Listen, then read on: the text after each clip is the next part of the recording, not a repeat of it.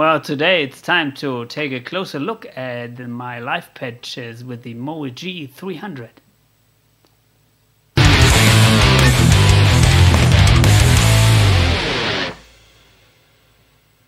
You may have seen my recent videos where I was playing live with the child Roland, and if you didn't see the videos, please check them out. They're on my channel available.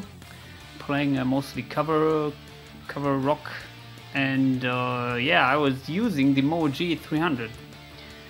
Before that, I was using the Mooer GE 200 in the past. I was also quite satisfied with the sound, but the Mooer GE 300 is a little bit more flexible as far as EQing is concerned, and also it has more knobs and looks better and smells better. And yeah, of course you're gonna have to have all these units, like with girls. You won't have as many as possible. And anyway, I'm playing the GE 300, and yeah, today I would like to show you my live patches, at least some of them, because recently I got asked a lot of times what I'm doing, and so I opened one patch here, which is a distorted patch, mostly in most yeah, scenes, if you want so, and the sound is like that.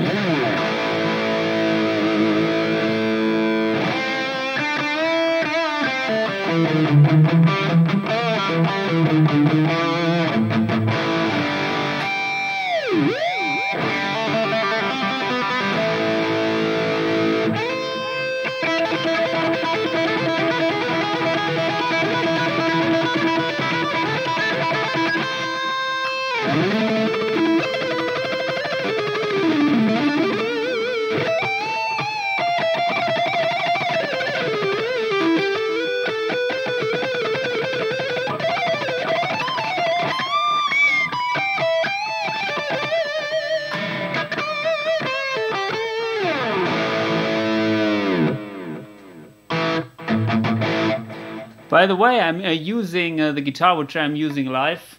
This is the Harley Benton Fusion 2, but I replaced the pickups with the what is it, Tonerider generator pickups. They have a little bit less presence frequencies compared to the stock pickups, which are Roswell. But I have many of these guitars, and in all other guitars I'm keeping the Roswells, because honestly the difference is very, well, it's not that drastic, so I could also play with the Roswell pickups. Anyway, here I opened the patch, and I'm going to show you the most important things. So as you can see, this is the chain here, and it starts with the distortion overdrive. And recently I switched from the Tube Screamer 808, which I was using before, to the Flex Boost. The Flex Boost is, yeah, it's, as the name says, a flexible boost. It's a little bit more neutral, in my opinion, compared to the 808. The 808 is boosting, at least the original is boosting around the maybe 700 or 800 hertz, a lot, which is good. Many people like it. But of course that is sometimes, or it doesn't fit in any application, because sometimes you have an amp which is yeah, which needs to be pushed at a little bit of another frequency spectrum, and I found out that this Flex Boost works better with this amp which I'm using, which I will show you in a second. The comparison I can show you. The Flex Boost sound is like that.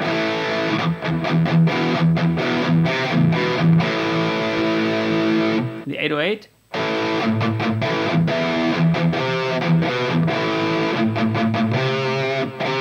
Maybe you can hear this little bit honkiness around the 800 hertz, which is I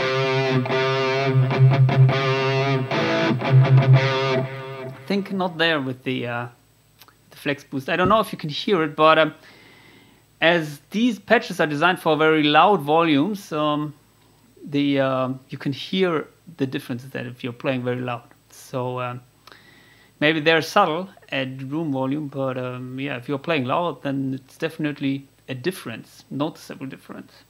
So another thing with these patches is they seem to sound maybe a little bit bass heavy or dull, but that is always the case with live patches, which are designed for be played at loud volumes, because the high frequencies they are really harsh in your ears when you are playing at loud volumes, and also they cause feedback a lot.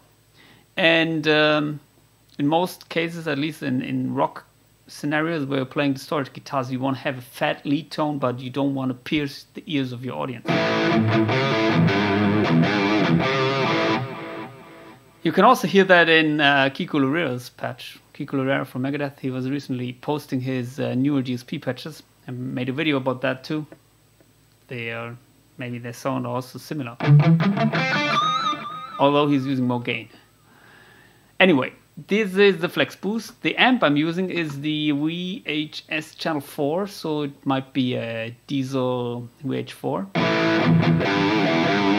As you can see here, I got the bass mid-treble dialed back a little bit. I don't know why, but it sounds good to me. The gain is here at, not that high. And also I'm using the power tube emulation, EF34s. And the thing is, I designed a patch for each song we are playing. And in this song I don't need that much gain, because it's more or less, I'm playing a little bit of a solo at the intro, but it's more or less like a percussive solo, like I'm playing not that, legato or, not that much sustaining notes, but instead of that I'm just playing like...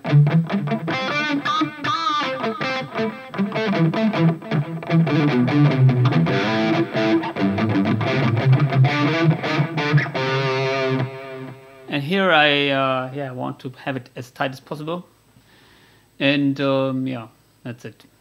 So anyway,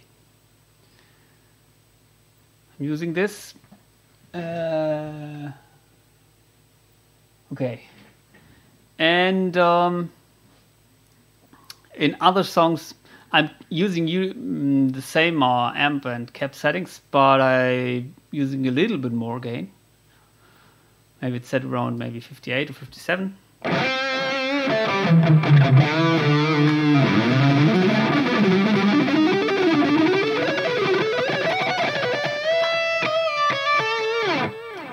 And the thing is, if you're playing loud volumes, then also you don't want to have too much gain, because it will cause feedback.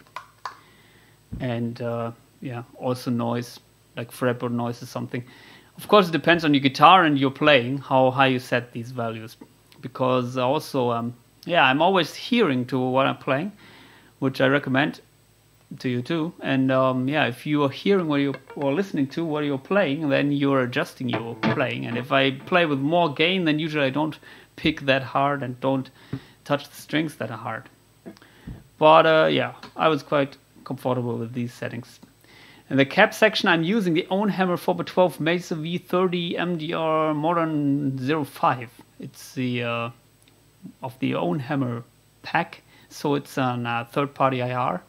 So you can see here I'm setting a low cut and a high cut,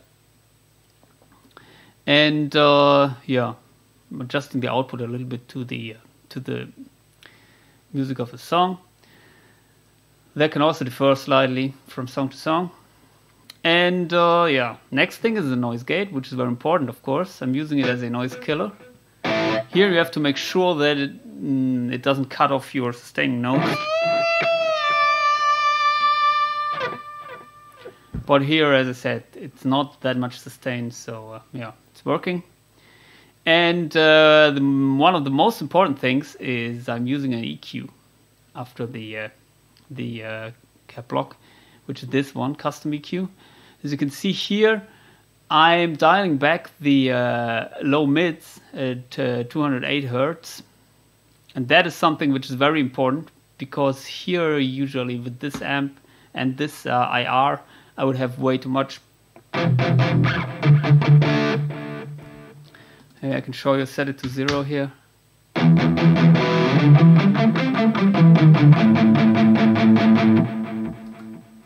It starts to flub, and you will hear that at a if you're playing through a front of house. So yeah, that starts to get muddy. Also, I was dialing back the 800 Hertz a little bit, or not a little bit. 4 dB is a lot, but also here I can show you what it does.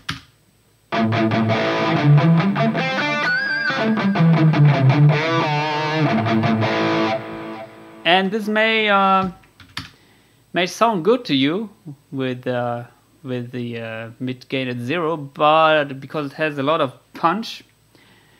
But I rather like to have the guitars more fattened, and if you use this patch, then maybe the guitar is too loud in the mix and you have to dial it back, and the result is that the guitar is not that fat. And if you want to have a fat guitar, you need the right amount of bass and also the right amount of highs, but in between you shouldn't add too much, I think, because then yeah, it gets annoying. So yeah, this worked for me. And also very important is I dial back the highs, and this is here, as you can see, it starts at 3.2K, dial it back minus 6 dB, and that's a lot.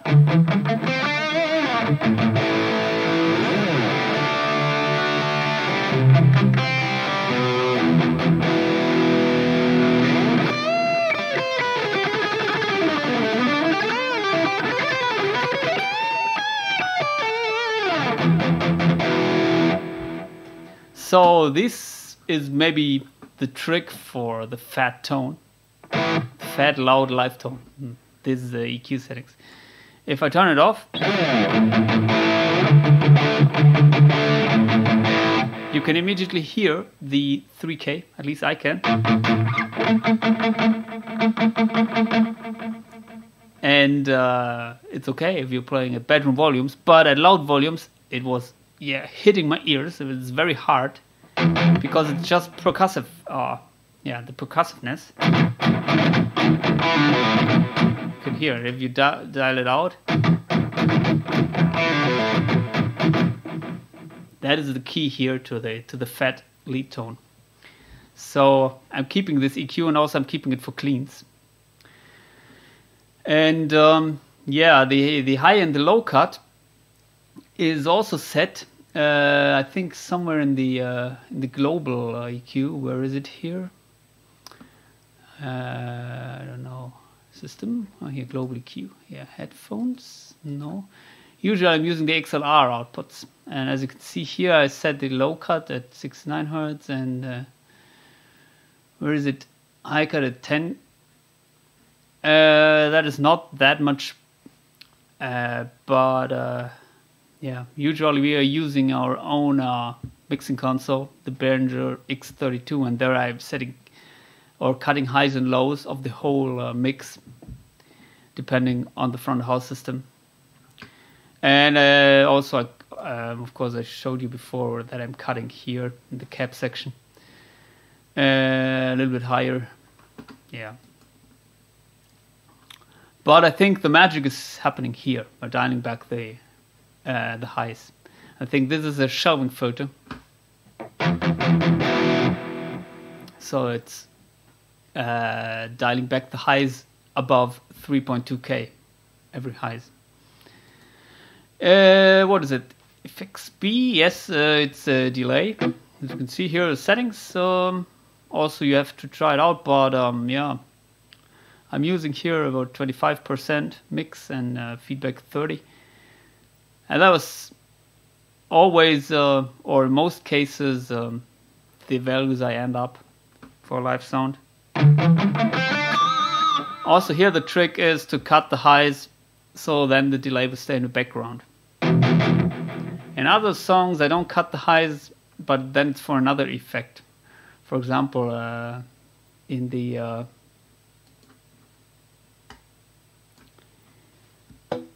U2 song, Where the Streets Have No Name,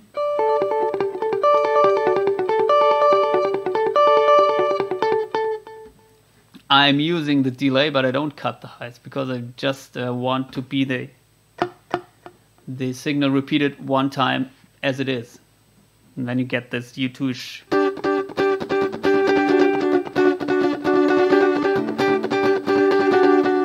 U2 sound.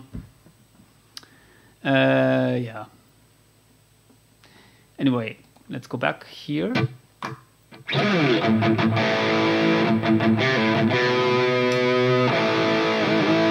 And yeah, at the end of the chain, I'm using the volume.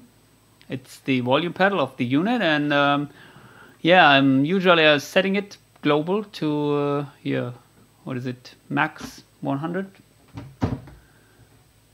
Although it's just going to 96, I think. No, anyway, yeah, minimum 70. So that is something which is for me the right setting to switch from rhythm to lead. So, and in some patches, in some songs, I use the volume pedal, in other songs I don't use it. Depends on what you have to play. If you have to play only leads in a song, then you don't need the pedal, I think. And yeah. Anyway, in this patch, also I'm switching between two delay sounds. As I said, I'm starting with a little bit of a improvised solo.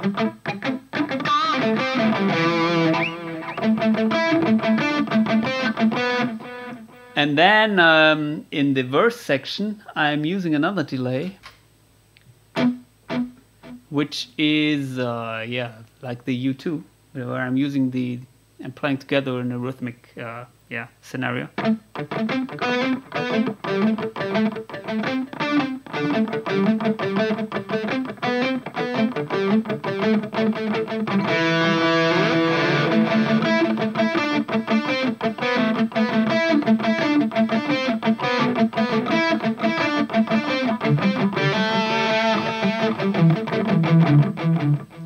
And yeah, here it's quite another approach. So yeah, if I would play leads with that, then the delay would be annoying.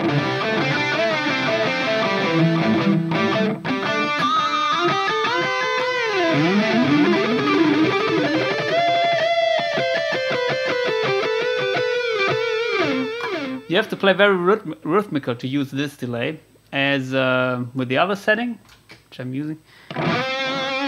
It doesn't matter if you're playing a little bit out of the time sync.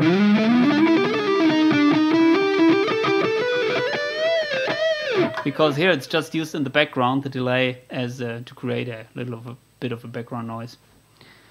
And yeah, so this is my yeah, the lead setting, which I'm using in most of the songs where I'm playing distorted guitars. There are also a couple of other things. For example, in some songs I'm playing a little bit more clean, but with this guitar.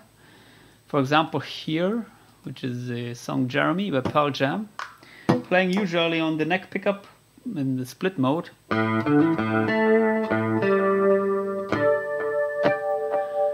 And yeah, it's just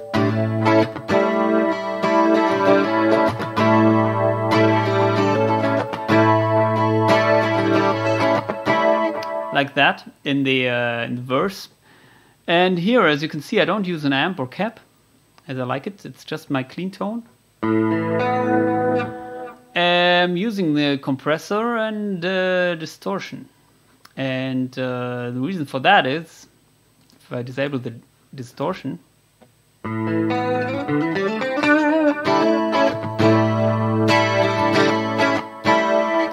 as you can see here, I'm using the boost compressor. So yeah, I'm boosting the highs and lows. Here we have a little bit of control, and this compressor setting is, yeah, rather drastic. So the thing with cleans is they are very dynamic if you don't use the compression, and if you have to set it, if you're playing loud volumes, you have to set it very drastic so that every note is heard and no note will stick out or something.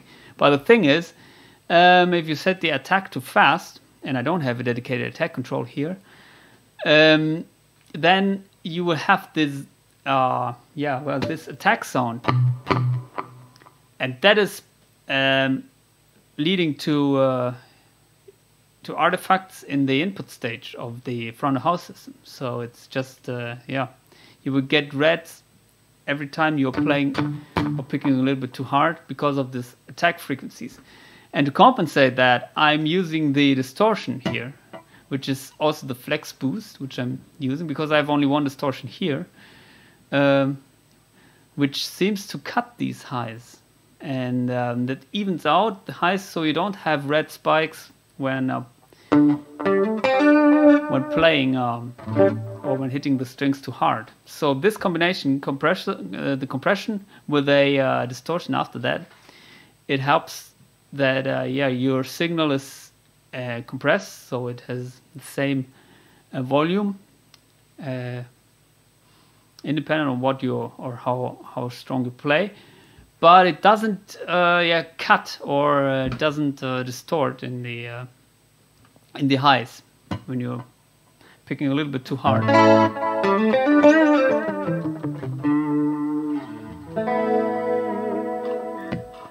And it worked quite well with the settings of the flex boost, which I'm also using for distortion. So I was lucky. If this wouldn't be the case, I would have the chance to use another distortion here. I think in the FX1 you can also choose from a couple of distortions when switching from clean to lead. And I'm using a reverb, a little bit of reverb at least. The trick with the reverb is just to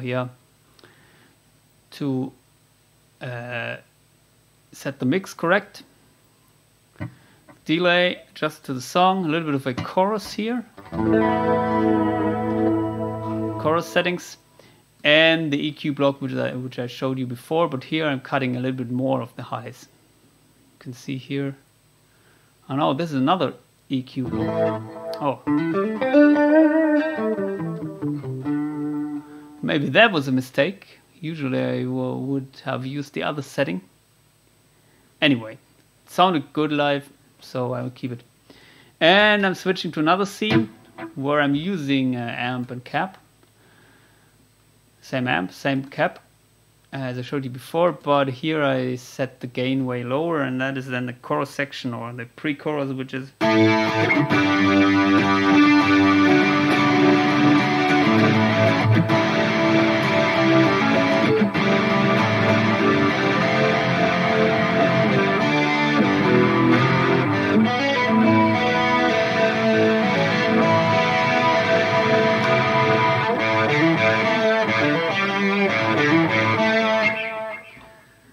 wonder how this sounds with the other the custom EQ, which I was supposed to use. How was it? -4. Let's compare it.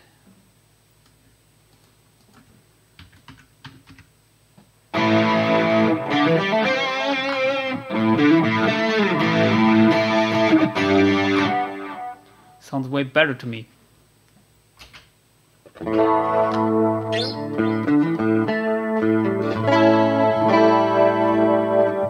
I'll save it. I hope I don't destroy anything. Anyway, yeah, what else do we have?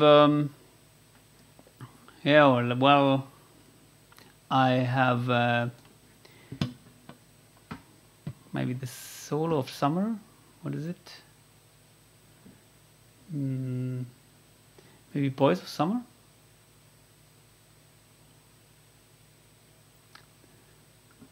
Okay.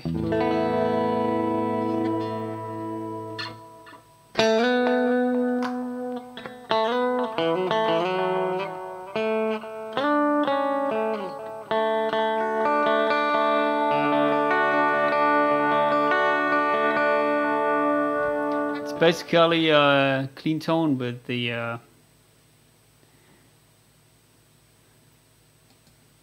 what is it? Okay.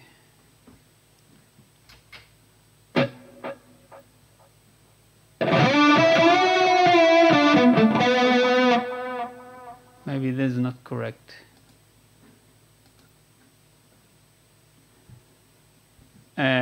Where was it? Boys of Summer. Ah, here we have it.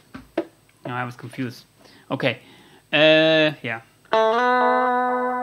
This is the patch I'm using for Boils of Summer. Most of the song I'm playing cleans.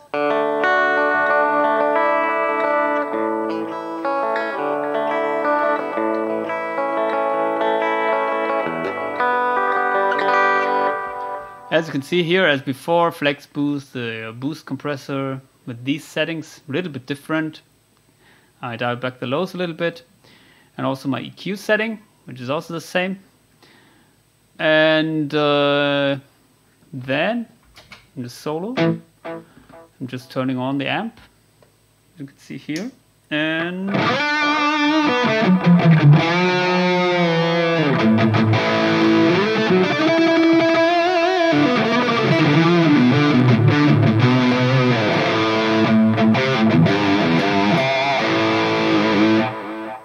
basically the same lead tone like before. And that's basically what I'm using. Of course, there's some other songs which have a little bit of a different clean tone or a little bit of a different gain setting, but it's in most cases, or at least in every case where I'm using a distortion sound, using this amp distortion cap combination. And for cleans, yeah, I don't use anything usually. So no amp, no cap. And yeah, of course, I have some songs where I'm playing the Harley Benton Nashville acoustic guitar. And there I'm using quite another setting, which also I could show you.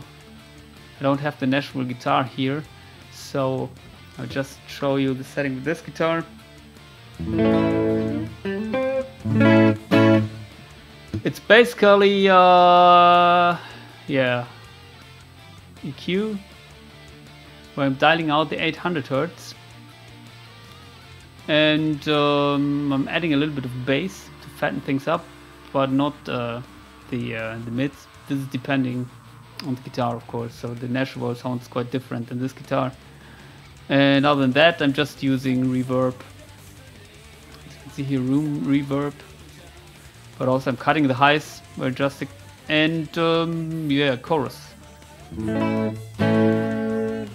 Volume pedal, depending on the song, it's always the same setting, and the noise gate. So that is not very fancy. And when I'm playing leads, usually what I do is I turn on some compression. The boost compressor here, again, in this case, not that much highs. I'm using the flex boost, as I said before, or I explained before, and then here I'm using the FXA, but it's usually just, as you can see, it's everything set at 0, but sometimes in some cases I'm pushing the output a little bit here if I need more volume for the solo, but here it's not used, so it's just an overall volume boost of the clean tone. Anyway, so yeah, that's a great sounding unit, very flexible, and I was very happy with my live tone. I ordered the Fractal Audio FM9, but honestly I think I will keep using this one just because I set up everything and it really works fine, looks really great. And yeah, anyway, so yeah, I hope this helps you to get the best out of this unit. Please post your comments below and tell me what you think about that. If you have any questions, you're also welcome to ask me. Yeah, otherwise I hope to see you soon. Subscribe to the channel. Bye.